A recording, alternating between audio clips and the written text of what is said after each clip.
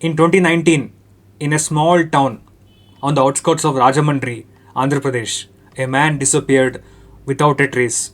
At first, nobody thought much of it because the man who disappeared was known for doing things on his own, taking spontaneous trips, visiting old friends, even disappearing for a day or two without informing anybody. But then 3 days passed, then 7, then 15, and when police finally began investigating, they discovered something that made absolutely no sense. Because, according to every piece of evidence, this man had seemingly vanished from the face of the earth. And yet, months later, a wedding photographer accidentally captured the final clue that would expose a secret hiding in plain sight. But we'll come back to that. The missing man was 62-year-old Narasimha Murthy. Everyone called him Master Garu. For 34 years, he had worked as a government school teacher. Not the strict kind, the kind students remembered fondly, the kind who bought notebooks for children whose parents couldn't afford them, the kind who stayed after school helping weak students prepare for exams. Even after retirement, people would stop him on the road and touch his feet. He was respected, trusted, and perhaps most importantly, he was predictable. Every morning at 5:45, he would walk to a tea stall near the bus stand. Every single morning. Rain, summer, festival, didn't matter. He would be there. Tea in one hand, newspaper in the other. Which is why what happened on July 17th immediately stood out. Because at 5:45, his chair was empty. At first, the tea seller assumed he was sick, but by 7 am, he still hadn't appeared. By 9 am, his wife Lakshmi started calling relatives. Nobody had seen him. His phone was switched off. His scooter was missing. And by nightfall, the entire family was searching. The next morning, police arrived. At first, they believed this was a routine missing person case. But then, Lakshmi mentioned something very important. Just 5 days earlier, Narasimha had sold a piece of ancestral farmland. Not a huge property, just under 8 acres. But the sale had brought him nearly 36 lakh rupees. For a retired school teacher, that was life-changing money. Immediately, the investigation shifted. Because now, police weren't just looking for a missing man. They were looking for a missing man with a large amount of money. Rumors exploded. Some believed he had been robbed.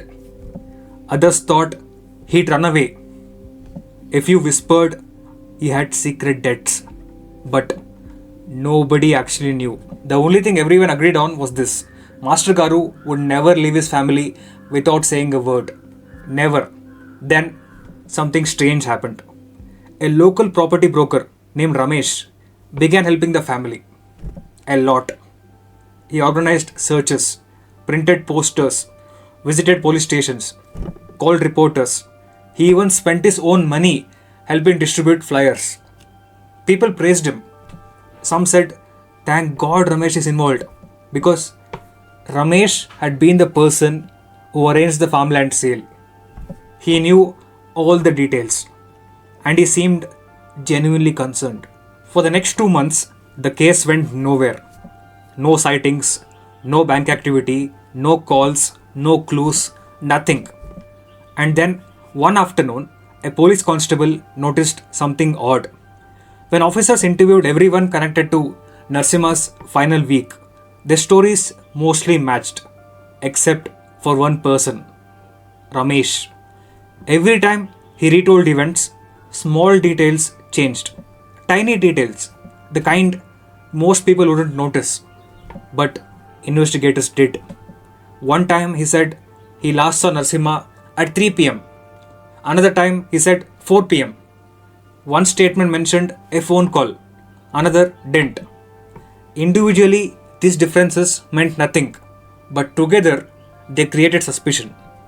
Police looked deeper, and that's when they discovered another strange detail.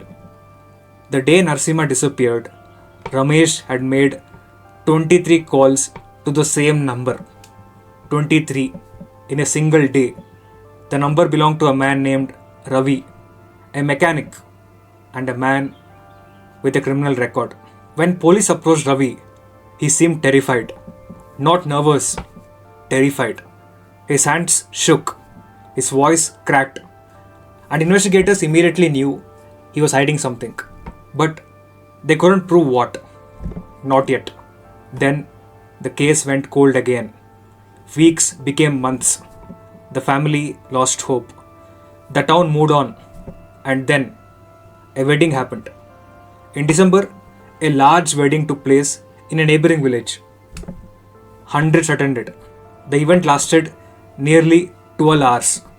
The photographer captured more than 4,000 pictures. A few days later, while editing those images, he noticed something unusual.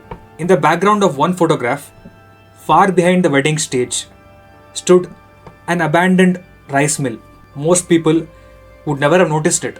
The building occupied maybe 2% of the image. But something near the building caught his attention. A scooter, an old blue scooter.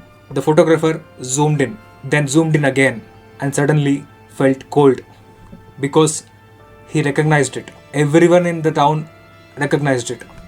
It belonged to Narasimha, the same scooter that had vanished 5 months earlier. The police immediately rushed to the location. The rice mill had been abandoned for years.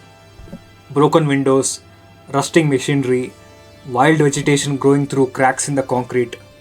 At first glance, it looked deserted, but inside, officers discovered fresh footprints, recent food wrappers, plastic water bottles.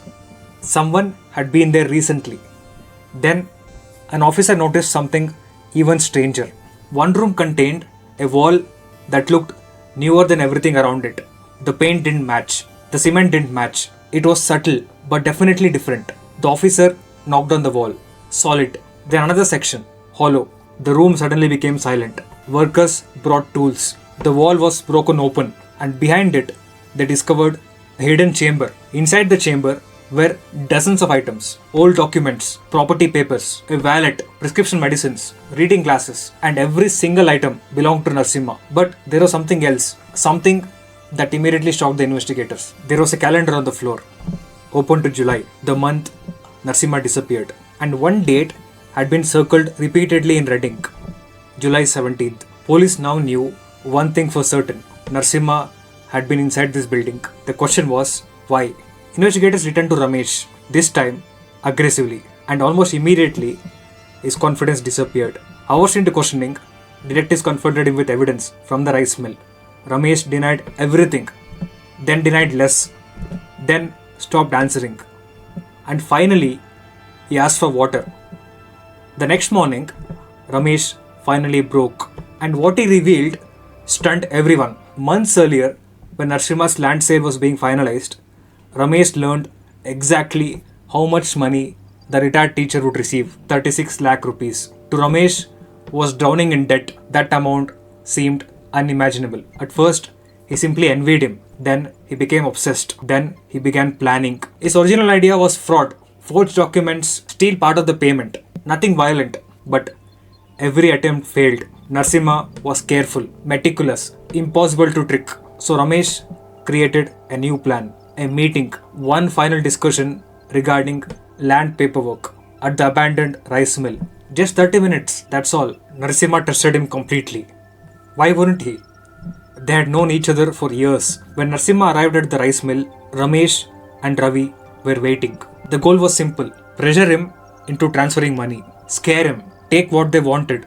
Let him leave. But things didn't go according to plan. According to Ravi's later confession, Narasimha refused. Repeatedly, he told them they were making a terrible mistake. He reminded Ramesh that people trusted him, that his own children respected him. This would destroy his family. Then he said something that Ravi never forgot. He looked directly at Ramesh and said, Even if I forgive you, you won't forgive yourself. The room went silent. Moments later, an argument erupted. Pushing, shouting, panic, and in the chaos, Narasimha fell. What happened next terrified the kidnappers because Narasimha stopped moving. Suddenly, this wasn't robbery anymore. It was something far worse. And instead of calling for help, they chose concealment. For months, they hid evidence, moved belongings, built the concealed chamber, and lived as if nothing happened. But the most chilling revelation came later.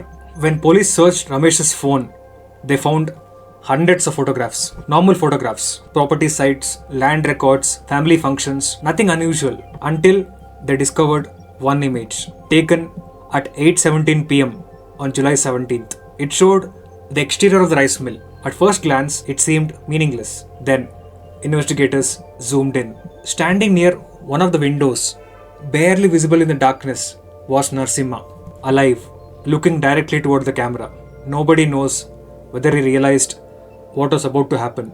Nobody knows why Ramesh took that photograph. But investigators believe it was the final image ever captured of him. When news of the photograph became public, the entire district was shocked because for months people had searched for clues, and all along the answer had been hidden inside a photograph. Years later, residents still talk about the case. Not because of the money, not because of the investigation, not even because of the arrests. They remember it because of that picture.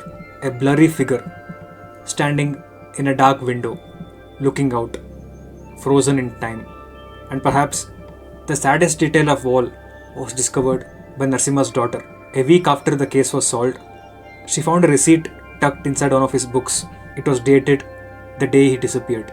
Earlier that morning, he had purchased a small telescope, a gift for his grandson, who had recently become fascinated with stars. The telescope was still waiting at the shop, unclaimed. The shopkeeper later delivered it to the family. And according to relatives, every time the grandson uses it, he says the same thing. Tata wanted me to see farther. And in a way, he did. Because it took one photograph and people looking a little closer to finally uncover the truth. If you like more fascinating stories from India and across the world, hit the subscribe button. You don't want to miss what's next.